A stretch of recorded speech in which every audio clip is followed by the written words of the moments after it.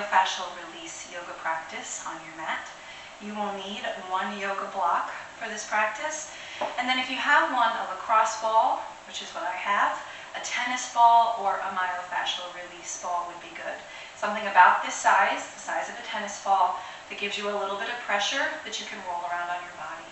When you're ready, we're going to gather our props and come to lie on our back. Coming to lie down comfortably on your mat. Your legs can be bent as mine are or straight on the floor. And if you prefer, you can place something like a blanket or a bolster under your knees. And then we're going to let our arms fall to a comfortable place by our sides. Allow your shoulder blades to roll onto your back. Allow your jaw to soften. Perhaps turning your palms up toward the sky so the body's in an anatomically aligned position. And then begin to find your breath in and out through the nose.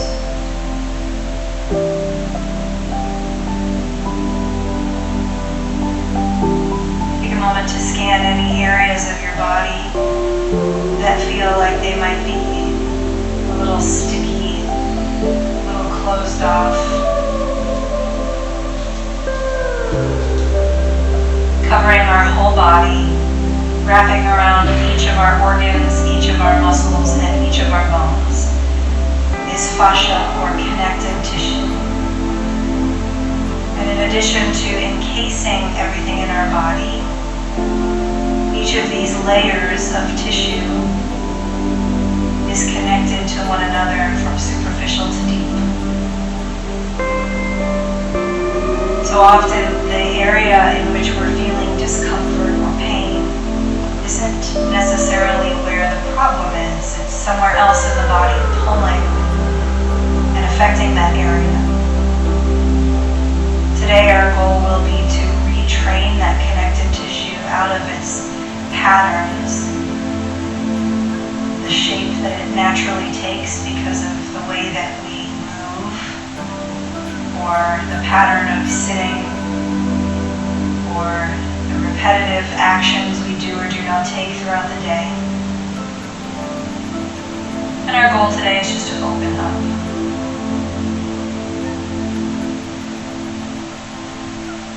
Now when you feel ready, I want to invite you to cross your right leg over your left and move your feet toward the left side of your mat. We're going to end up on our back, but curling to one side in a C shape. And then if it's comfortable, bring your arms up overhead and hold on to your right hand with your left hand, just grabbing onto your wrist. We can also scooch the shoulders a little bit toward that left side. We find ourselves in what we call banana asana in yin yoga, opening up the whole right side of the body from the pinky toe to the pinky finger. If this bothers your shoulders, to keep your arms above head, you can place your hands on your shoulders or just open them in a cactus position. We're going to spend a few moments here breathing into that right side and encouraging that side of our body, which may be a little sticky, a little adhesed, to begin to open as we breathe deeply into the right lung, allowing our right shoulder and hip to be heavy on the mat.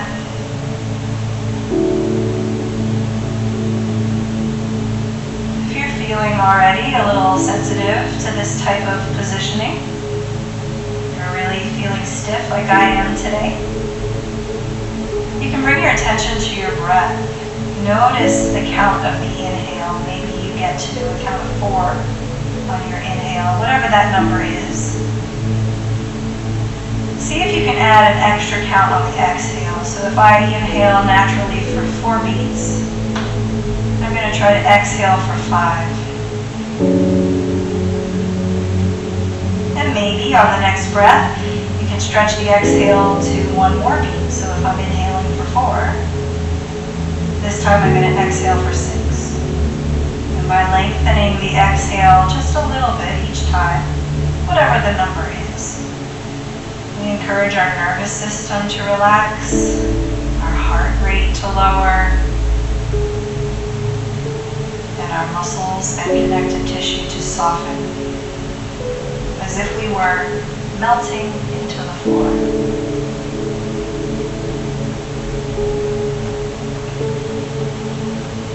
This is a great example of a myofascial technique you can do without any tools or moving, just reshaping your body using gravity, breath, and time to invite this opening.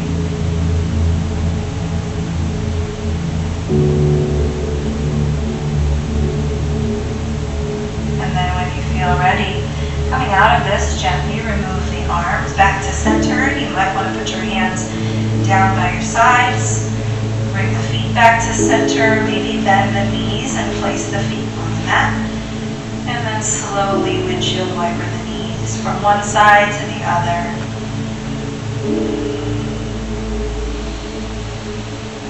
And then coming to center with the legs straight or bent. See if you can notice any adjustments in your body. If there's any new developments before we go the other way. And then when you're ready, let's take a breath and we'll go the other way. So we're going to cross left ankle over right, moving the legs to the right side of your mat. Try to let that left hip be flat on the floor. And then bring the shoulders up and over as well. So we're curling our body to the right side like a big C or a banana. Remember, you can make adjustments to your arms if you've got a cranky shoulder today. That's common. And as you breathe here, counting the inhale, see if maybe you can stretch the exhale one more beat.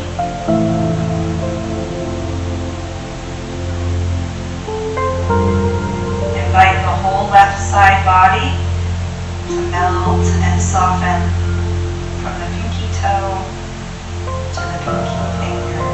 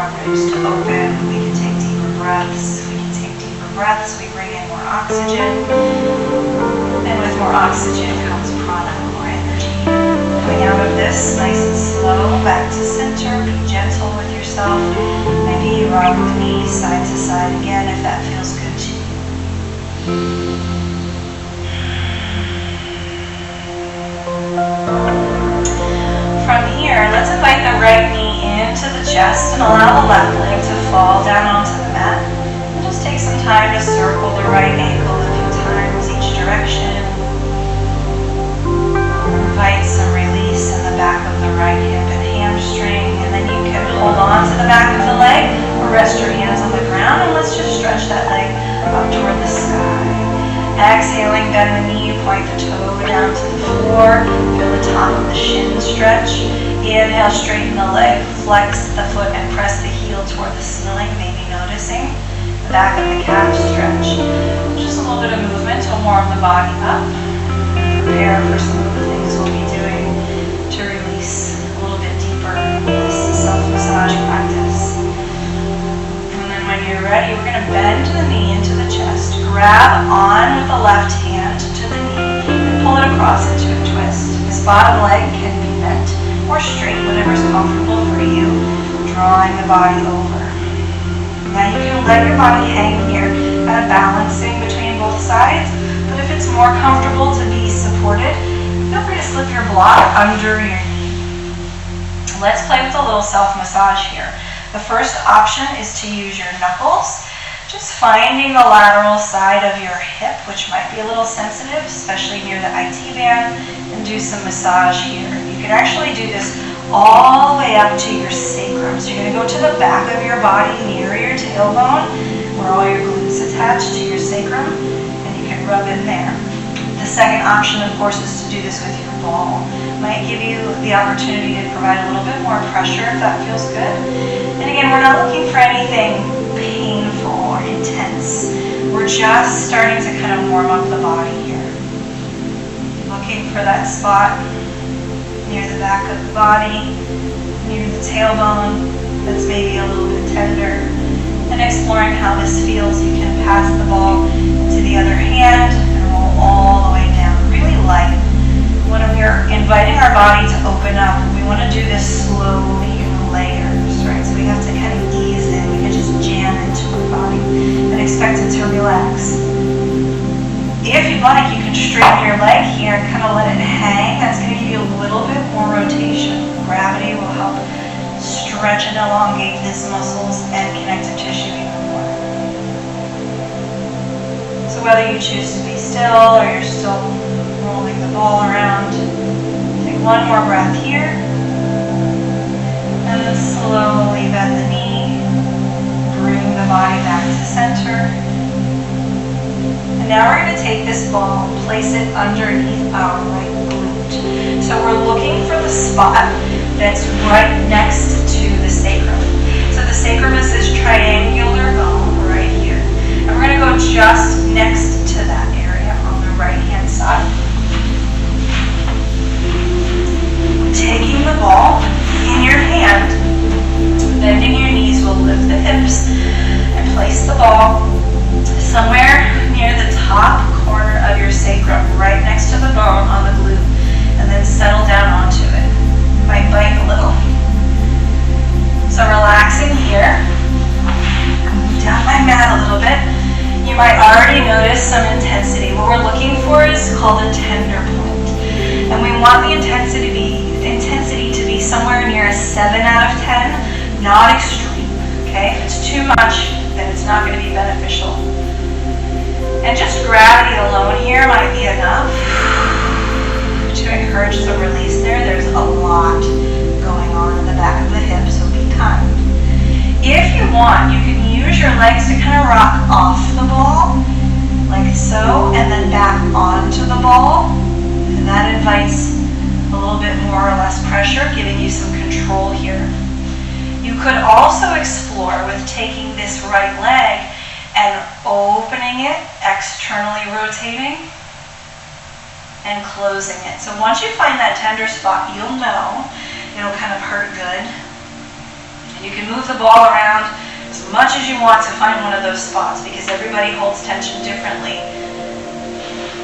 And then by pinning the muscle in place against the ball and moving around that pin, that's where we invite some connective tissue release. We're kind of twisting, pulling, and manipulating the layers of connective tissue that sit on top of the muscle, as well as the muscle itself.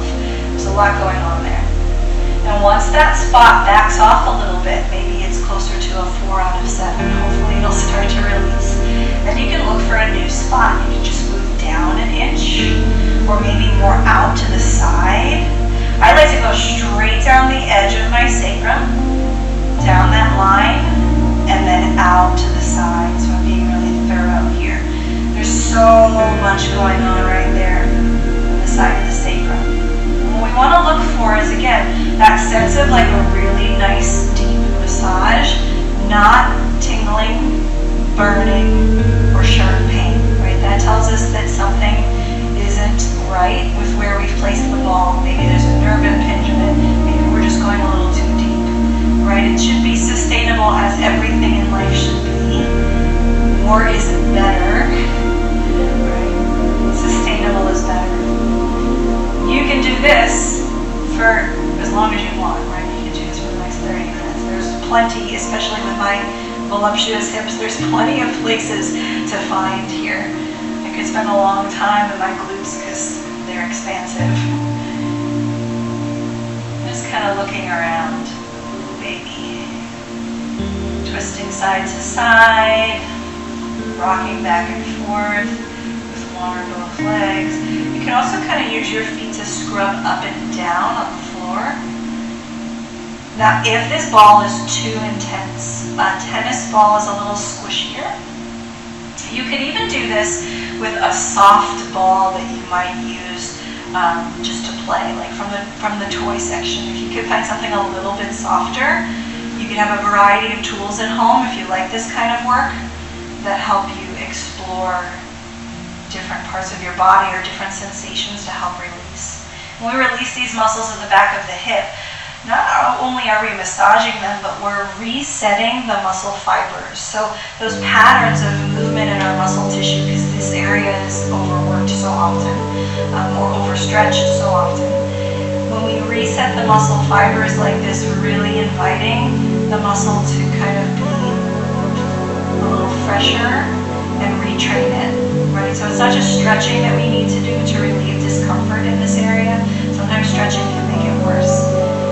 Massaging before we stretch is often really helpful. Helps us avoid further injury. So we're going to set that aside for now. Relax the legs. And just take a moment to notice. You might even notice that in the case of my body, for example, my right leg suddenly falls way open because those muscles are relaxed, whereas my left leg is still a little tight here. And just taking an opportunity to breathe and notice whatever you're feeling. And then we get to explore that on the other side. So now we're going to take the left knee into the chest, give it a little hug, the right leg can stay bent or straight. Circle the ankle a few times one way and then the other. Straightening and bending the knee. A little bit of movement is good just to heat up the area. Feel free to explore with your ankle, right? When you straighten the leg, flex the heel up to the ceiling. Maybe you notice something happening back here, and then when you point the toes to the floor, really think of stretching the top of your ankle. And then let's pull that leg across into a twist. The bottom leg can be straight or bent.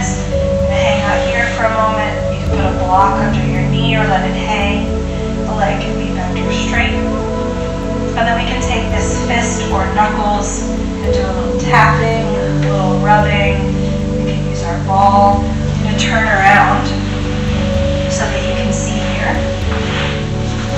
I could go again all the way back to right around where my sacrum is, right at that edge. And kind of roll around in there. Couple breaths here. And just gravity is enough to start to release the tissue in this area of the body. From an energetic perspective, this area connects us to our root and sacral chakras. So the root is our sense of belonging, sense of comfort in our body. The sacrum is our fluidity and our ability to be creative, to really kind of adjust to what's happening in our lives that's out of our control. So pain and numbness and tingling and sciatica, all those problems in this pelvic area of the body can be linked to issues emotionally with feeling like we're not grounded, not supported, not at home in our body. So if this works really intense for you, not only do you want to explore what it means physically, but you might want to explore what it means emotionally as well. Okay?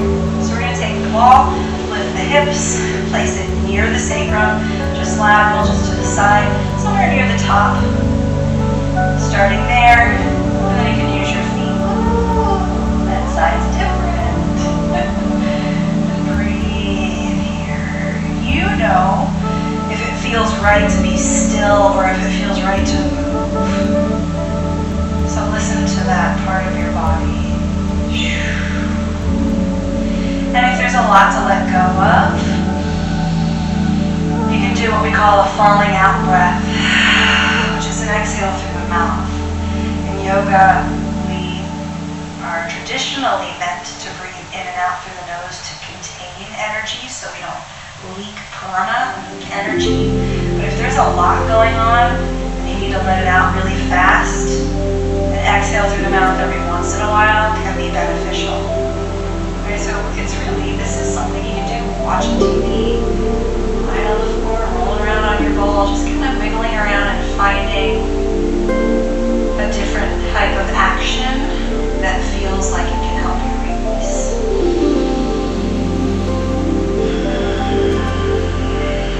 And then when that backs off from about a 7 out of 10 to a 4 or 5, move the ball somewhere else.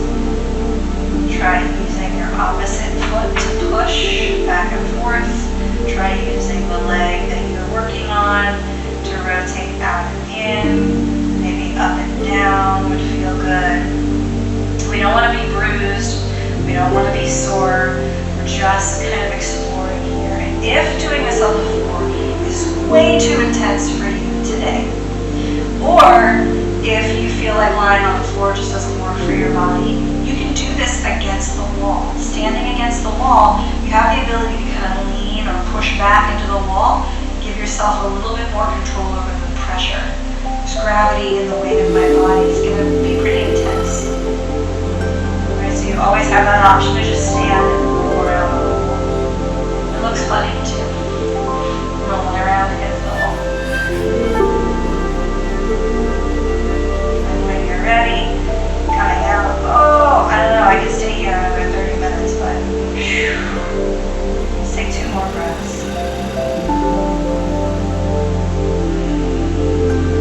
I also believe in sound release energy. Sometimes the only way to get that stuck energy out is to let it out vocally. Alright, when you're ready, come on out. Release. And just spend a few moments here checking in. Now we can get really creative with this. We can take this ball and move it up now to our lower back, right next to the spine, just above the sacrum. And there is where you'll find your QL, your quadratus lumborum. It connects your lower rib to your pelvis at the back. Now, this is a tricky area, right? We don't want to put a ton of pressure here. There are a lot of really important kidneys are here. Organs in this area. You don't want to put pressure on your spine. Sometimes you can get a spot there if you've got really tight lower back muscles. I have a baby's week 1, 2 weeks. So I have her on one hip often. So that's why it's a little tighter. So you can kind of move it up just next to the spine in your lower back, right about here. And kind of roll around there and explore your QLs. We're going to move on from that today. And we're going to come up to the shoulders now, because these are the 2 areas that I think most of us are pretty cranky in those areas.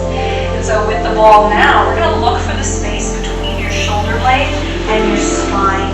So right next to the shoulder blade, you've got this border here of your scapula. There's a gap between your shoulder blade and your spine where you've got your rhomboid muscles that pull your shoulders back and a whole bunch of other muscles. There's a lot going on here as well. So we're going to lay the ball on the ground and very carefully position ourselves so that ball is between the shoulder blade and the spine. And again, this one can be really intense.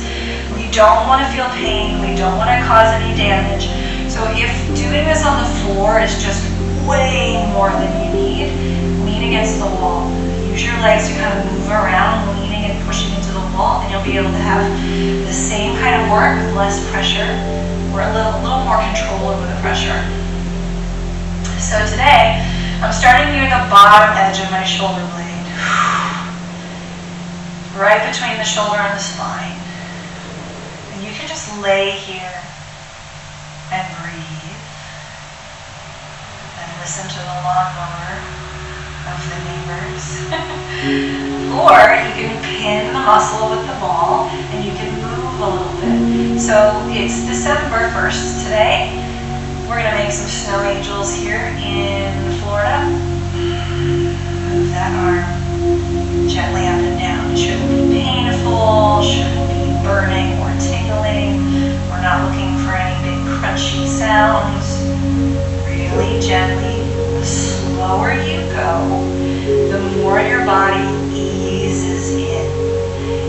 too intense, your tissues will fight back. So you want something sustainable. 6 to 7 out of 10, right? If it's too intense, change your position, change your orientation to gravity, use the wall, use a softer tool. I'll show you a trick using a block on the other arm that's very similar if the ball is just way crazy. Another action here is we can bend that arm and just rotate in, bringing the palm toward the floor and out, bringing the back of the hand to the floor. You can also rock up and down. When that spot starts to back off, just kind of roll up or down your mat and find the next spot. And then you get to explore, right? The more you move your arm in different ways, the more you're going to notice which areas are kind of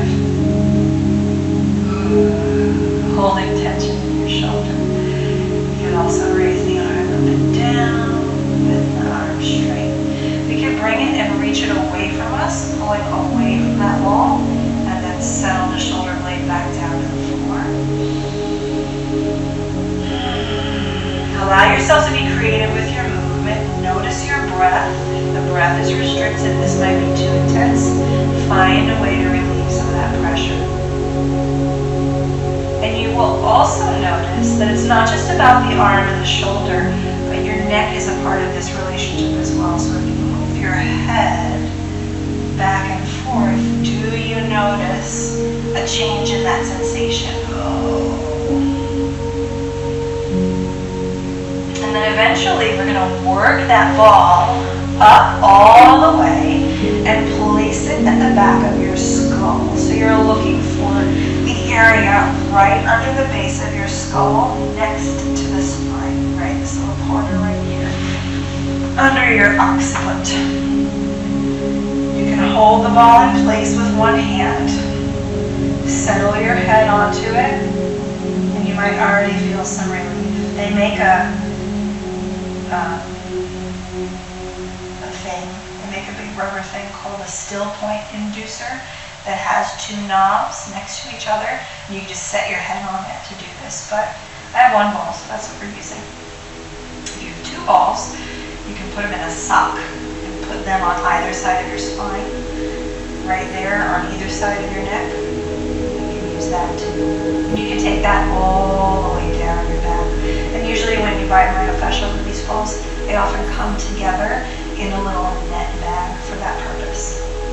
So as I move my head, turning it side to side, oh, nodding yes and no, I'm going to get deep into those muscles of the neck that hold so much tension. You can open and close your jaw.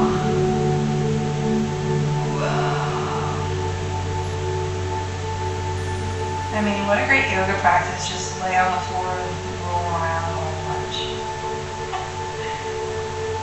Breathing into this. So the area of our shoulders, energetically, is right where our heart is. And our lungs. So physically, issues with the heart and lungs, but also emotionally. Right? Our ability to feel like we can breathe easy. Our levels of anxiety or relaxation, what is weighing on our heart. That's connected to our shoulders. Sometimes if we're carrying a lot on our heart, then we have this tension, this unexplained discomfort in the shoulder area. So if that work is really intense physically, not only do you want to explore physically how you can relieve that, but you will also probably want to do some exploration emotionally. Ask yourself, what is sitting on my heart right now? What is sitting on my shoulders right now? The weight of how many things in my life are sitting on my shoulders. What does that mean for me? And through processing our emotions and our thoughts that are connected to that area of the body, those organs, those chakras, a lot of the physical discomfort, I swear to you, can be alleviated. Okay, that's what yoga therapy is. So we're going to go to the other side now. I'm going to spin around.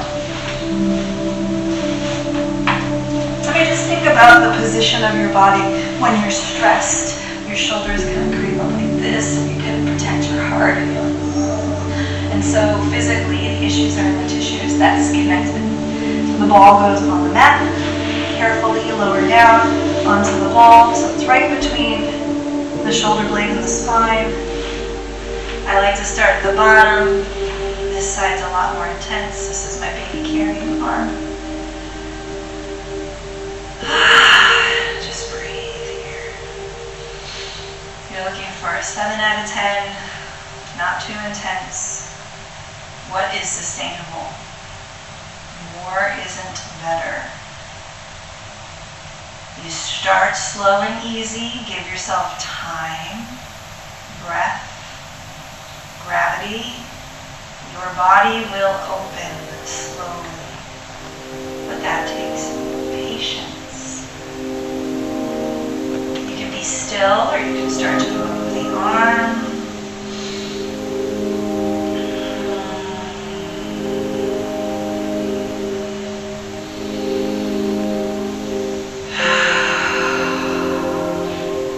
Do this little tin soldier.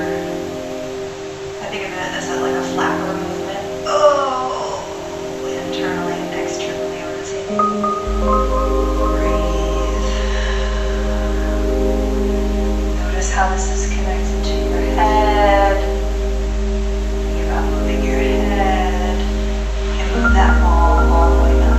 Now another option, instead of the ball, if you want to explore, is using a block. So feel free, if you're working with your ball, keep doing that. Just roll around. Breathe. Listen. If we want to use a block, we're going to place it so that the edges of the block, the corners here, dig right into those places next to your spine. So my spine goes here, shoulder blades on either side of the block goes right in the center of the mat. Now I can have a second block behind me to rest my head on, but for now I'm just going to let my head drop back. I could put a block here, right? So now that the shoulder blades fall back, and look, there's a bolster. Let's use that. That's better. This is really similar, right? The block is pushing into that same spot where my rhomboids are. But it's different. It's a different sensation, maybe a little less intense. And as I use my legs to rock side to side, I'm going to allow the corners of that block to kind of dig in to that area. I can move my arms up and down in the same fashion. I can reach away and then settle down, scapula dropping to the floor. That's a good one.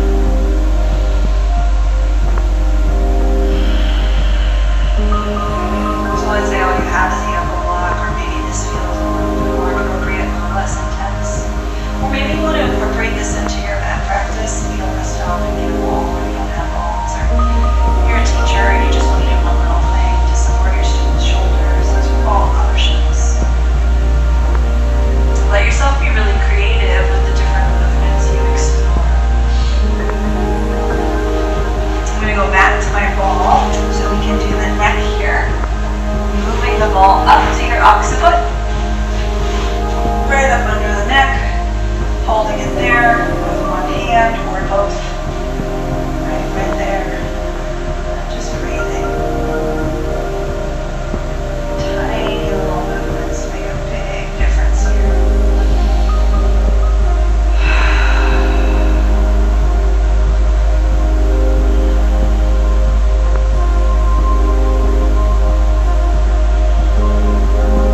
So this kind of discomfort in the neck can be connected energetically to our throat chakra, Vishuddha chakra, which is our ability to feel like we can honestly speak our truth to those around us. Is what you're saying true and kind and valid? Are you able to communicate openly who you are, what your needs are, with love and respect?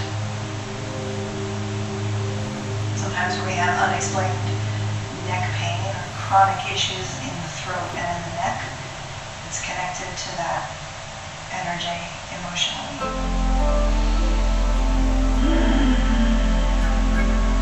Okay, coming out of this, Nice and easy, relax down onto your mat. Just spend a few moments breathing, checking in,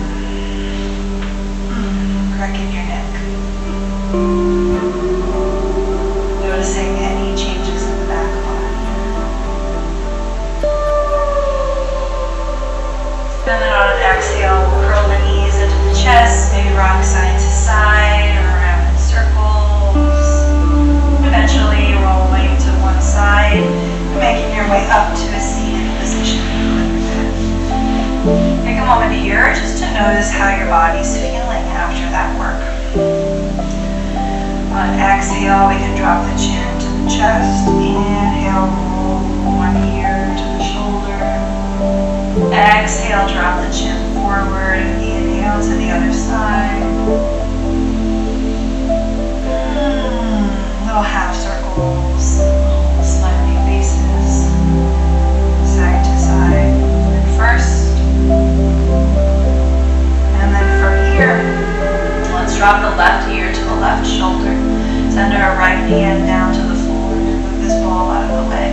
Take your fingertips and press them toward the mat. Maybe they touch, maybe they don't. Try to press your hand through the floor. And notice the energy of the arm pushing down gives you a little more pull on the side of the neck. So this opposite action of pushing down with the arm and lifting up with the sternum as we tilt the head might give us a little bit more on the side of the neck. Now what happens if you turn your head side to side and explore all of that connective tissue that wraps in all directions around the neck? You don't have to dig a ball in there to feel release. Inhale back up to center. Pause for a moment. Neutral. Notice, is there a difference between one side and the other? Maybe, maybe not. And then tilt the head the other way. Left fingertips pushing down to the mat. Really press through the floor. So the arm is reaching down. The sternum is lifting up. The head is tilted to the side. Maybe opening and closing the jaw. Notice how that's connected to the neck. Maybe tilting the head back and forth. Less is more. The less you do, the more intimately you can feel the smaller areas of your body, the tiny muscle fibers, the tiny little areas that are stuck in your connective tissue and your fascia.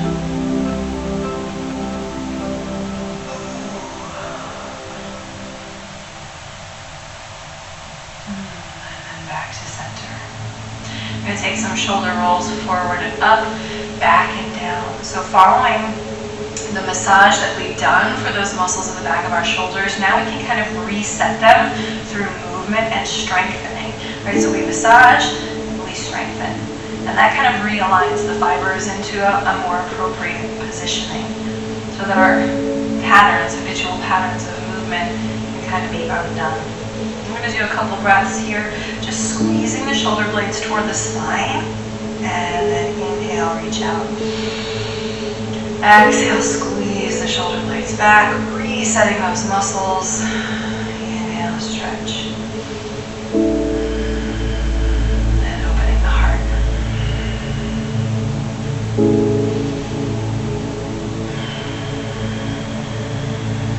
Once more.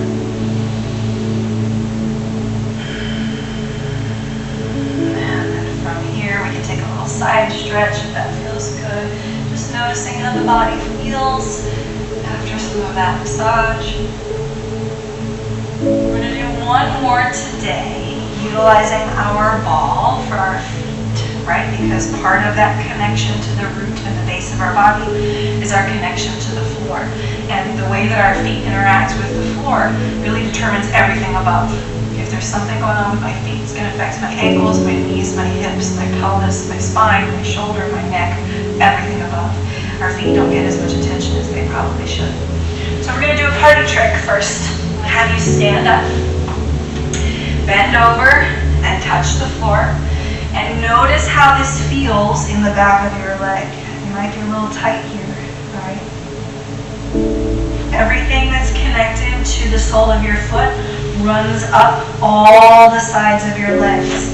So the hamstrings are part of this, right? The back line of your legs, the lateral line of your legs, all this is connected to the sole of your foot. Those muscles tend to wrap underneath like a stirrup.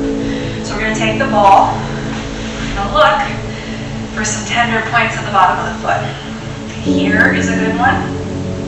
Here is a good one. And in addition to a ball, you could do this with something smaller, a golf ball. I live in Florida. There's plenty of those around in my neighborhood that have escaped the big golf course next door, right? But rolling that around, you could do this seating in a chair. Just do one leg first. The golf ball's harder, but it's smaller, so it can get in between your metatarsals a little more easily. And I also do this in my workshops with rocks. So we put a rock on the ground, a smooth but kind of bumpy rock, not a sharp, pointy one. And as we step onto the rock, as if we were walking outside a couple hundreds of years ago, or 1,000 years ago, before we had shoes, that helps release some of the fascia on the sole of the foot too, the plantar fascia. Rolling back and forth, just one leg at first. Just do one side for this party trick, because it's kind of cool. You can play this game with your friends, or students if you're a teacher. Just a few seconds of rolling out the bottom of the foot. My heels are always the worst spot. And incidentally, if you know anything about reflexology, this area here that is always so problematic for me also connects to your sacrum in reflexology. So what we were doing back here can be part of that. Now we're going to bend forward, touch the floor, and notice how this feels now. And what you might notice, at least what I notice in this party trick, is that the right side is a lot more relaxed. We don't have to do a whole lot of stretching, although we can. If we just work the sole of the foot, a lot of that connective tissue that runs up the leg and the hip and the back, all on that side, ends at the foot, so it's connected. And this is a really great way to explore how all the fascia of the body is truly connected. A problem with my shoulder might be caused by my foot. A problem with my foot might be caused by something in my hip. Once we understand the interconnectivity of the entire body, then we get to a place where we really think less about, oh, my hip's bothering me, stretch it, stretch it, stretch it, or rub it, rub it, rub it. And we start to explore how we can move the entire body in more of an interconnected manner, right? Everything is connected. A couple more moments here, just exploring and rolling around through the foot. You can't do this seated in a chair. You can't be holding onto the wall. I could do this for hours. I never wear shoes, so my feet are in. And I live in Florida where we only wear flip-flops. It's December 1st, and I'm wearing flip-flops today when I go outside, so my feet tend to be a little underserved. Alright. So in addition to rolling out the foot, we can do a little bit of stretching for the foot. If it's okay for your toes, pull up my pants here. Right? Pressing into the ball of the foot, making sure the ankle doesn't fall out to the side, keeping the ankle straight, and then bending both knees to stretch that plantar fascia. This is something you can do before you roll with the ball, and then after to notice the difference. If you don't have a ball handy, or if the ball is not appropriate for you today, you can use your block and kind of step on the corner of the block. Maybe put the block against the wall so it doesn't get away from you. You can also turn the block this way and use the literal corner of the block. They have foam blocks, so they're a little squishier, maybe a little less intense than the ball here. We're going to come back down onto the floor and use the ball, or one of my favorite muscles, fibularis, right? So it comes from the sole of the foot here, and it runs up behind the ankle bone, up the lateral side of the leg and across the knee. Knee problem could be this. Ankle problem could be this. Plantar fasciitis could be this muscle here. So what we're going to do is sit with the ball in the meat. Here's my shin. Here's the muscle right next to the shin. I'm going to start it right here near the ankle bone and just turn my leg out and sit like this on the floor. I can start to roll back and forth a little bit. So I'm just kind of scrubbing against the muscle fibers. Forward, backward, ow! That goes in the opposite direction of the muscle fibers. This goes with the muscle fibers, right? Because the muscle fibers go this way. So side to side can be really intense. And then I move the ball up a couple inches to maybe here, right? I'm just kind of coming up the side of the leg, not on the shin. You'll know when you hit that muscle. Gently, nicely.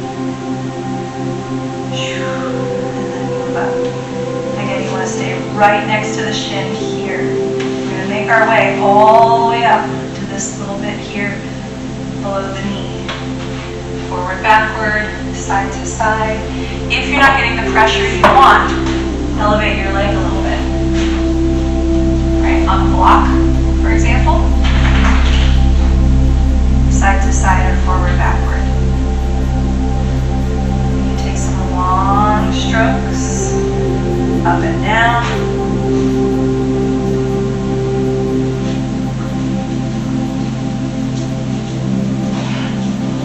Here comes Watson. Hi, Watson. Go lay down. Go lay down, buddy. Side to side and then to the other leg. Alright, so bringing the other leg up, the ball goes right here. Now I have an assistant.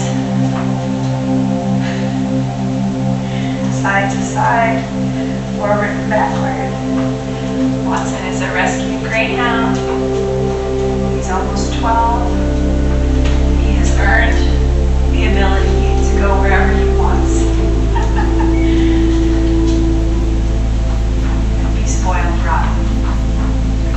Lay down. Lay down, please. Good boy. Couple more moments here. Exploring that outer area of the shin.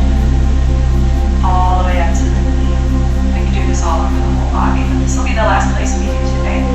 So we can access some of the areas, at least in my body, that tend to be a little more tight.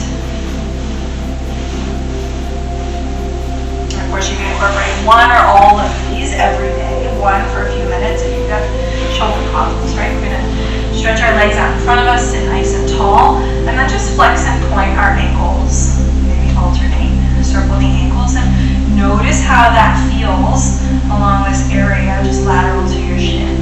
I like to use my knuckles when I don't have a ball handy and just rub up and down and do some circles here. This supports the lift of my arch and the functioning of my feet as I'm walking around, as well as the flexibility of my feet if I just so happen to step off the curb, for example, and I want to catch myself and not necessarily injure my ankle. And then we're going to sit nice and tall, do a little forward fold over the legs. You can hold on, you can rest on your elbows. The feet can be active, flexed toward the sky, or relaxed out to the side.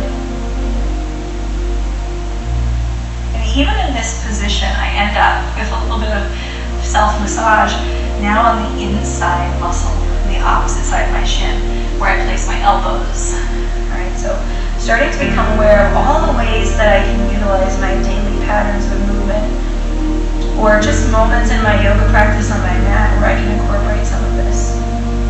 Let's say you find yourself in, this position at some point in class in a forward fold. You can use your fingertips to massage that muscle the same way we did with the ball, and utilize some of that work to help your body release even more. Right? You can kind of fold these things into the stuff you're already doing. And so now we're going to come to lie on our back one more time, just bringing this practice to a close. Hug the knees in, rocking side to side. Maybe a little happy baby, grabbing onto the feet.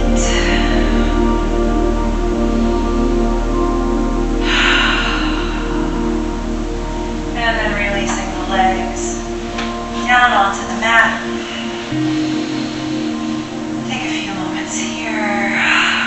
shoulders back, letting the feet fall open. Coming back to your breath, counting the inhale, stretching the exhale 1 extra beat each time.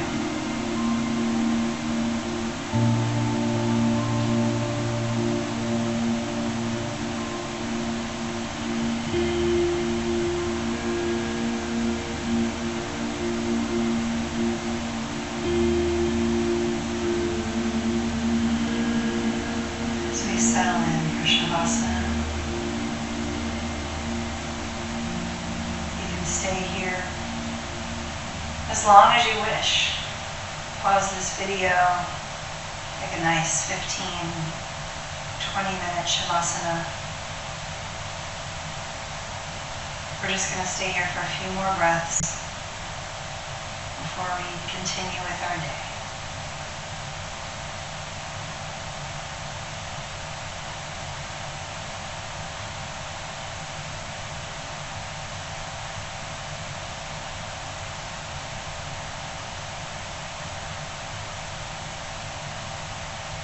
Perhaps you notice the movement of prana throughout your body. Those areas that are now hopefully a bit more spacious, a bit more alive, a bit more balanced.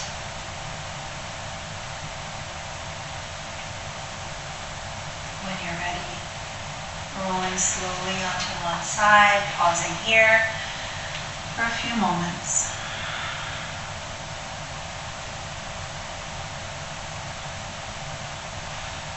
And then pressing against the floor, coming up to a seated position. Placing one hand on your belly and one hand on your heart, connecting with your breath.